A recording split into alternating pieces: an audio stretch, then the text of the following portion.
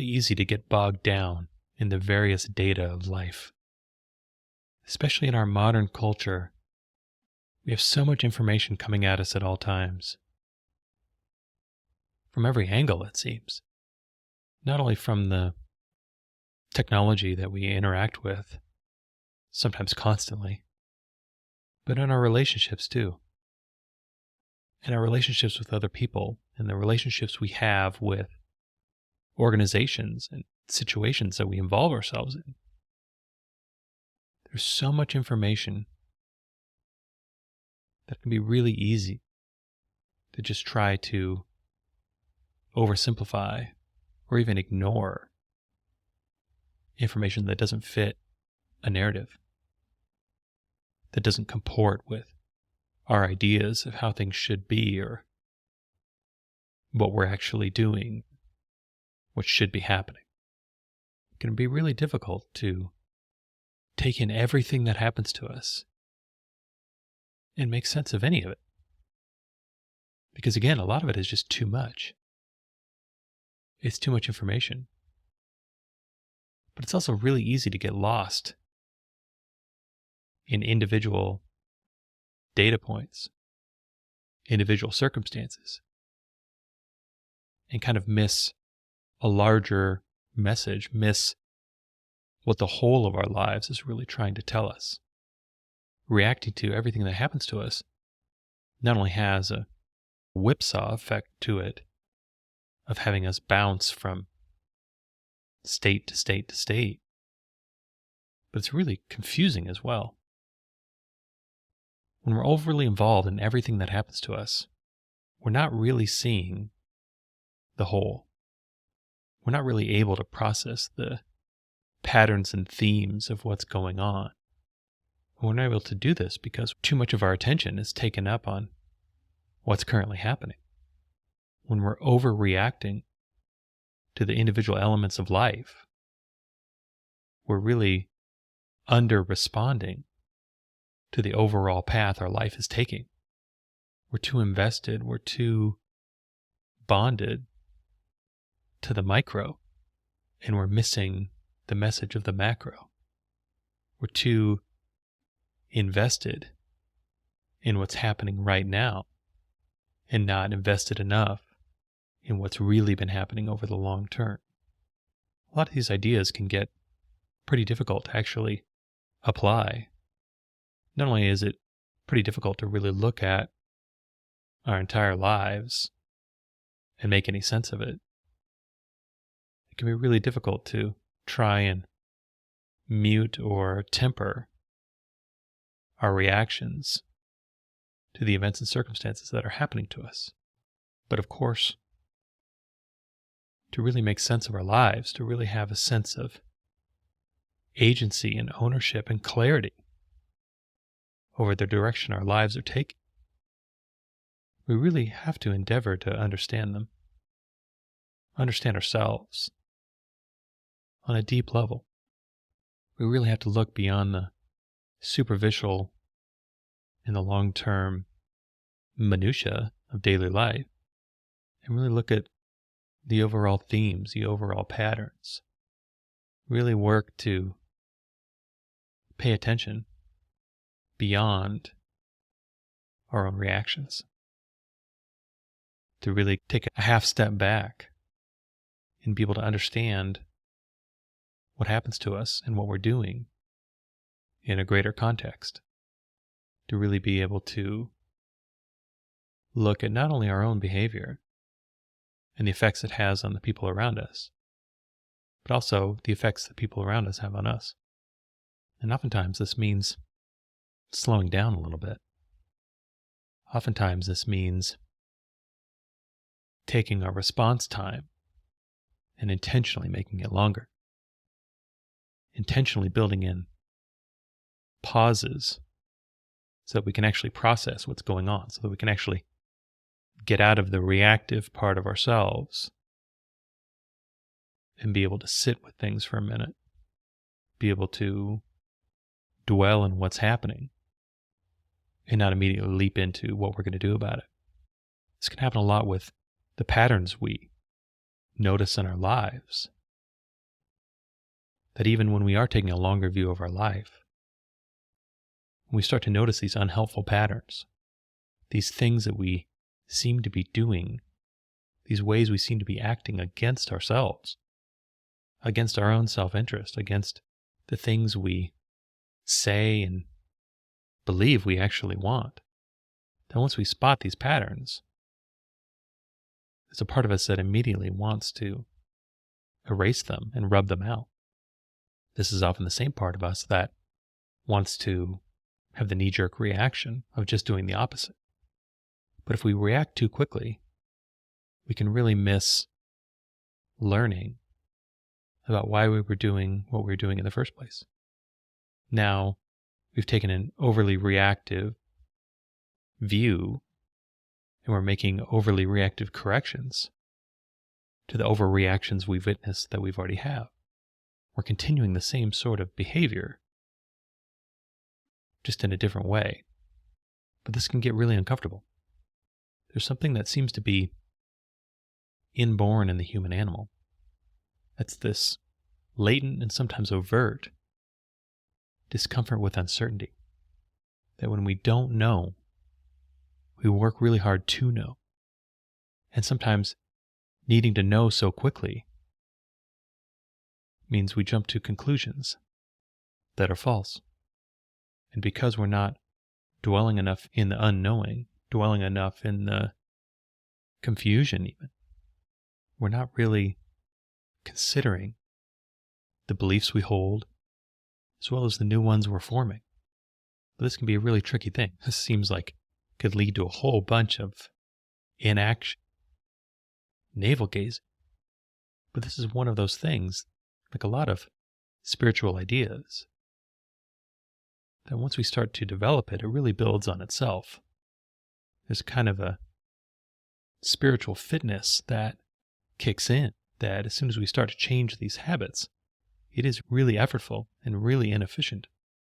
But the longer we stick with it, not only the more natural it gets, but the quicker it gets too. And so when we take a longer view of our lives, when we actually look at what are these things I'm doing really leading to? What is all of this behavior in service of? How are all these beliefs I'm holding, as well as expressing, leading me to where I actually want to go, to a fuller version of who I actually am? Then when we start to get curious about these sorts of things, when we start to really inquire within ourselves of what's really going on, what's really happening in this life of ours, where have we really been and where are we really going? We can uncover a whole myriad of deeper, more complicated ideas. But the deeper we go, the deeper our understanding gets, the more useful and durable our clarity gets. And that seems to be the process we repeat over and over again. That we start to pay attention. And then that paying attention leads to awareness. And then that awareness leads to insight. And that insight leads to belief. And that belief leads to change. And that with all of our action, everything that happens to us, as well as everything we do, starts with us. That intent really does undergird everything, really starts everything, really is the initiating force, the instigating energy that puts everything into motion. And when we really probe, when we really look at what we do and why we do it over a long period of time, this intent starts to show itself. And intent is, I think, more of a complicated concept, or at least more of a nuanced concept. I think initially a lot of us would give it credit for, because we've all had the experience of having a very clear intent. We intend to do something, and we do it. On a small scale, we can see the causality between intent and attainment right in front of us. We wake up in the morning and it snowed. We look at the snow. We intend to shovel the driveway. We put on our coat and our boots and go out, and some amount of time later, the driveway is shoveled. We intended to do something, and we did. And even though this is a very simple concept, these mechanics can play out and do play out with everything. I think it's one of the most interesting things that we discover on a spiritual path is just how involved we really are in our lives.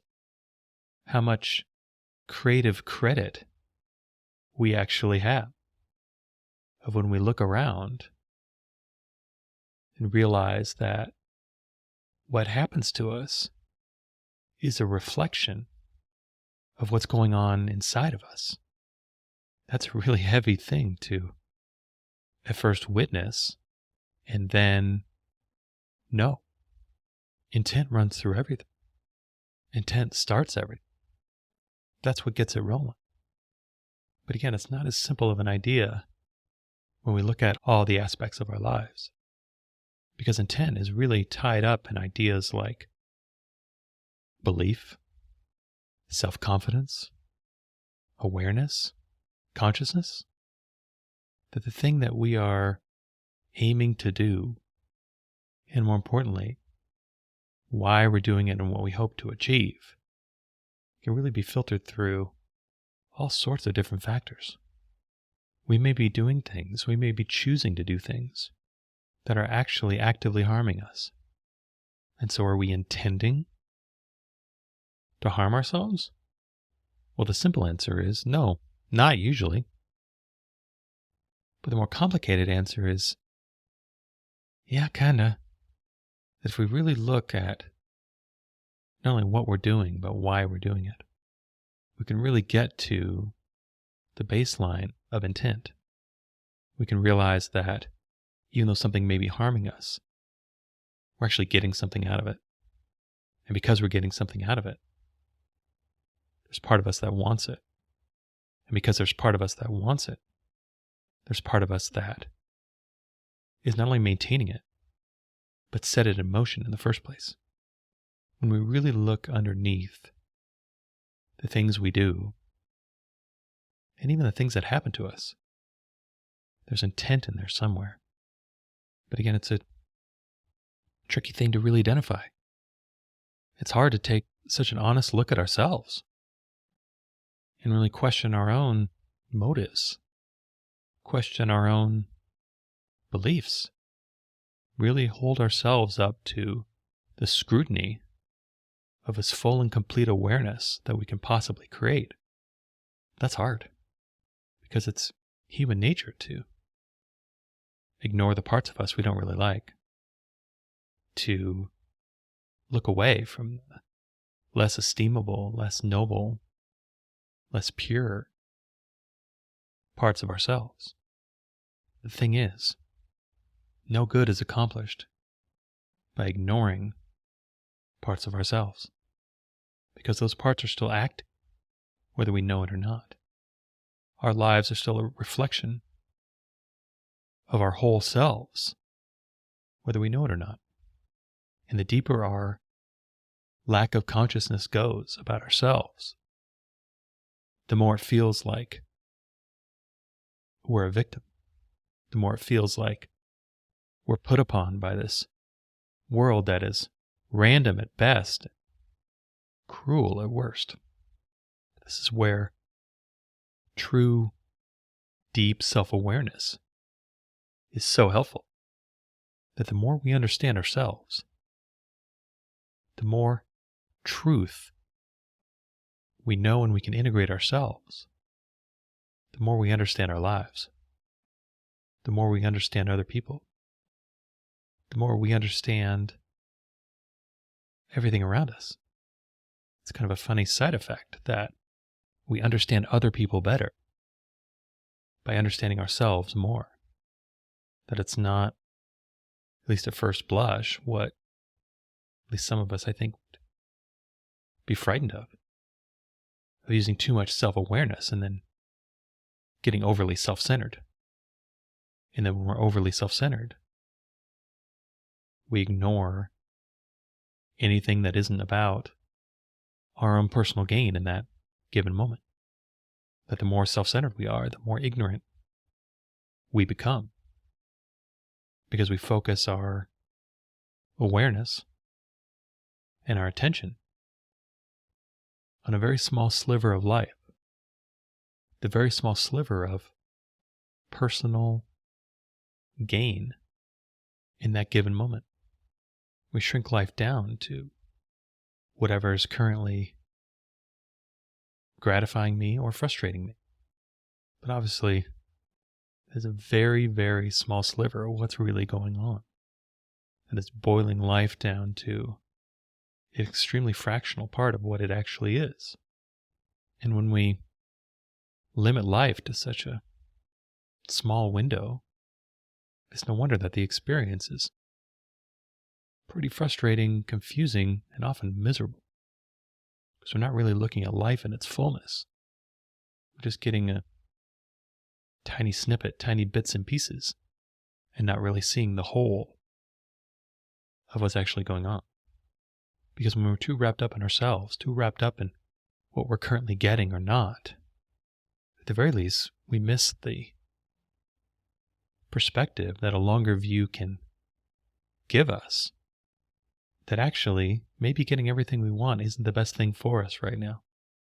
Maybe we actually need to be frustrated and disappointed. Maybe there's more to life than just our own personal gain. Maybe we need to learn how to give. Maybe we need to learn how to share. Maybe we need to learn that there are ways of improving our lives, oftentimes dramatically, that actually have nothing to do with material gain, that have nothing to do with material achievement, that actually have nothing to do with anything measurable on the outside of us. But we'll never find these things until we look. And sometimes we don't look until we're forced to. No one looks very hard at themselves when everything seems to be going great. But that's the funny thing about going through challenges in life. Without a longer view, we not only can't see the gain we actually achieved, but we actually see things as unjust and cruel, or at the very least arbitrary and random. It's our awareness of the longer view that delivers us the clarity that we need in order to grow. It's one of the things we spot when we take a longer view of our lives, is that things aren't chaotic and random. Oftentimes they're actually pretty predictable. That we see these patterns play out over and over again. And when we start to spot these patterns, that's where we can use these amazing minds of ours, this amazing intellect that we have, to start to draw some ideas about why. Because that's the thing. In order to grow, in order to do something different, oftentimes we have to think different thoughts. And in order to think different thoughts, we first have to have our perspectives expanded. That in any given moment, we are acting with the consciousness we currently have. And that if we want change, oftentimes our consciousness needs to be expanded first. Because that's the thing that's driving the behavior in the first place. That's the thing that is creating the intent that the behavior is flowing from. In order to have something different, we have to want something different. In order to want something different, we have to know something different. And life is like this in so many different ways. In so many different ways, our lives are the extension of something else. That our behavior in the world is an extension of the belief system and the consciousness that we currently have. And the belief system and the consciousness that we currently have has been built by our thinking around the experiences that we've had prior to that. And the experiences that we've had prior to that were based on whatever our consciousness and beliefs were at that time. And it keeps going and going. Life is always moving forward. It's always moving from wherever we are right now. And when we want to change that trajectory, we really have to understand what brought us to this point in the first place. We also have to understand what we want to change and why. We have to understand ourselves. If we want to create a new intent, we really have to understand our prior intents first. There's no way around it. We can't achieve any expression that isn't a reflection of where our consciousness is. It's always a match. We're always getting back exactly what we're currently being. And so when we take the longer view of life, we start to see these patterns. And these patterns start to inform this awareness of ourselves, this awareness of what we really think, what we really believe about the world, believe about ourselves. And when we take a long enough view of our lives, we can see these patterns play out. We can trace these ends back to their origins. We can gain the awareness of how life works by understanding how our life has worked, by really understanding our role in what's happened, really understanding what we actually want, what we have wanted, what we've needed. And when we move forward from this awareness, we can choose which wants and needs we want to feed. Because that's the justice in all of this. That if it's intent that undergirds everything, if intent is the root causation of life, then we must have some agency in what we intend. In order for life to not be completely deterministic and predefined, in order for us to actually be here to create something, we must have the ability to set our own intent. We must have some sort of steering wheel, some sort of way to adjust the trajectory, experience of our life. And we find this through discovering the power of intent, discovering all the ways we've used our intention to create the things we've experienced. But again, this awareness only comes through with a much longer view of life. This awareness only comes through by getting out of our reactivity, getting out of our need to do something, anything, as quickly as possible. We have to build up the courage to pause. We have to develop the discipline to question. We have to develop the ability to really bring full awareness into our lives, into every part of it we possibly can, and then work to keep expanding it forever. So when we take a much longer view of our life, when we get comfortable with not needing to know, not needing to act, when we can dwell on gathering information and trust that when the clarity comes, it'll be obvious. And if we're looking at some aspect of our lives and it isn't currently obvious, well, that's a really good indication that we need more information, that there's something we don't understand, often something fundamental we don't understand, that we can use our confusion as a guide to how much we actually know the problem we're trying to solve, to how well we actually know the question we're trying to answer. Because when we step through our own reactivity, when we step through into a greater awareness, into a fuller knowing about our own lives, the deeper and fuller our awareness is, the deeper and fuller the clarity is. And the deeper and fuller the clarity is, the more trustworthy it gets. That if we can find the trust, if we can find the faith to just keep learning, keep paying attention, know that when the answers come, they will be obvious.